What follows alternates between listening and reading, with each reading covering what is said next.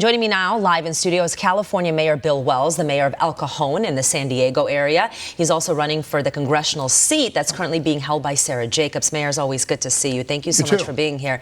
I think this is an important conversation to be had. Sara Jacobs, she's Jewish. What has been her response to the Hamas attacks? Well, at first she started off like it looked like she was going to be in favor of protecting Israel.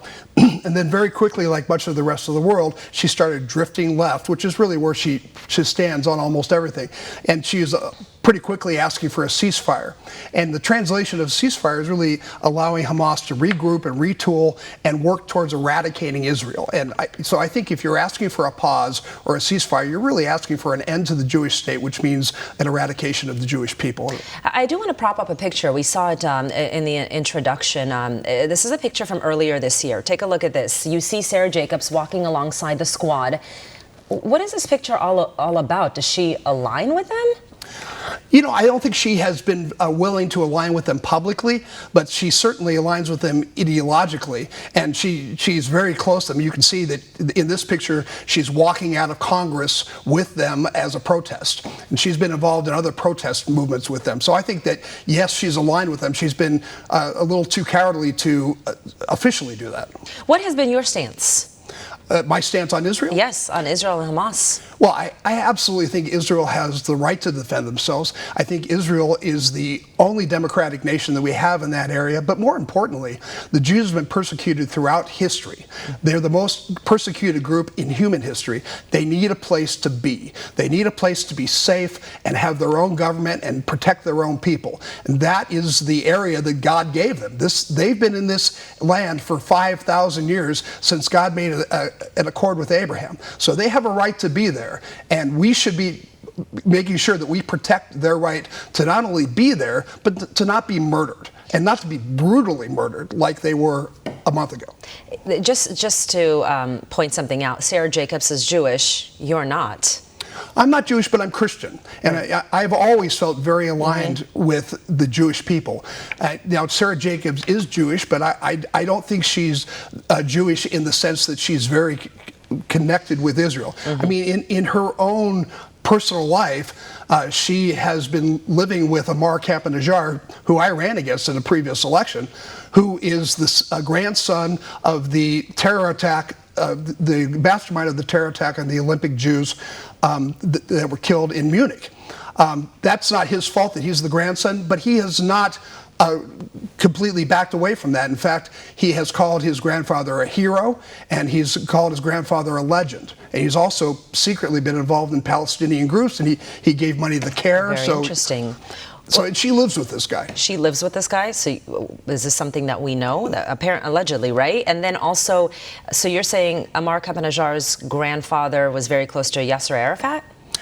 You know, I don't know his connection with Yasser Arafat, but I know that he was in Munich and he masterminded the terror attacks on the Israeli athletes that were in the Munich Olympics. Wow. That's horrible. Well, I think that the voters, this is something they need to know about. Can we talk about her voting record? I want to go back to her voting record. She voted against H.R. 340, the Hamas International Financing Prevention Act. This bill would impose sanctions on foreign supporters of terrorist organizations, including Hamas and the Palestinian Islamic Jihad. Why would she vote that way? You know, it's kind of incomprehensible, but I think that it has to do with Iran. She has been very vocal about protecting Iran. She's in favor of Iran being allowed to develop a nuclear program, which obviously will lead to a nuclear bomb. This is, you know, the same country that regularly chants death to America, death to Israel. So them having a nuclear weapon seems absurd to me, but she seems to be in favor of that. So I think that her allegiance to left-wing values, and the left wing really aligns itself with Iran. We've seen that with Obama. We've seen that with Biden. Okay, well, I want to talk about, you know, San Diego being a border town. We have a huge issue here with the border being open, illegal immigration. Fiscal year 2023, border officials say they have encountered 169 known and suspected terrorists caught at the border. This is a new record, more than the last 6 years combined, not to mention the gotaways. Where is the Congresswoman on this?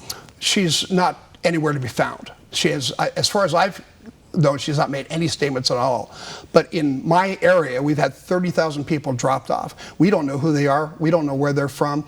And with this idea that Hamas is now trying to sneak into America, which is not my idea, by the way. This comes from a memo that came out from the Customs and Border Protection to the Border Patrol saying to be on high alert because Hamas agents were coming over. We recently saw somebody arrested in Texas who was a Hamas operative that had a gun, and he was planning to kill Jews. This is deadly serious. I put out a press release today demanding that President Biden make sure that no Palestinians are allowed to cross the border and that we have some kind of a vetting process, because the vetting process we have now is a complete joke. Yeah, I mean, this statement clearly says, El Cajon Mayor Bill Wells, we must shut the border to Palestinians. Absolutely. We've got to stop people from coming over here that want to kill us. I know that sounds reactionary, but all of us remember 9/11, and right after 9/11, you might remember that people were very unified in the concept that we want to stop people that want to kill us from being in our country. We want to root out terrorist cells. We want to stop people from coming over. We certainly want to vet people that are going to come over, make sure they're not aligned with terrorists. Yeah, why is that an issue? Yeah, why is that an issue now? Now suddenly that's a racist idea that you want to stop people from coming over that want to kill us. I think it's incredibly foolish, and it's going to get people killed. I got to ask you one more question before we wrap up. You've called Sara Jacobs' ideas incredibly dangerous. What do you mean by that? Well, just this whole concept that we're going to align with countries like Iran that want to kill us, that we are going to ignore what's happening at the border and just go along with the party narrative and not ask any questions.